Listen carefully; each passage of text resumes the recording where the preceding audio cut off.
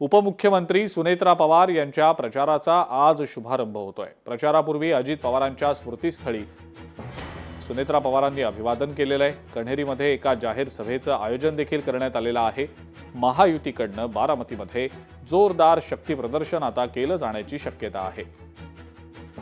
बारामती विधानसभा पोटनिवडणुकीच्या अनुषंगानं महायुतीच्या उमेदवार सुनेत्रा पवार यांच्या प्रचाराचा शुभारंभ आज होतोय आणि या महत्त्वाच्या दिवसाची सुरुवात सुनेत्रा पवारांनी दिवंगत नेते अजित पवारांच्या स्मृतीस्थळी जात त्यांना अभिवादन करत केलेली आहे।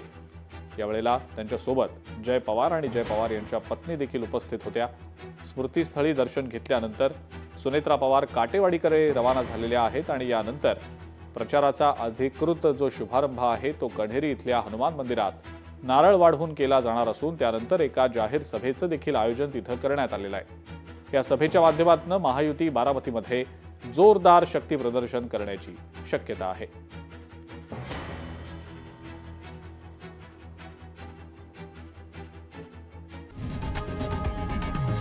लोकशाही मराठी ऐका, पहा, जागरूक रहा।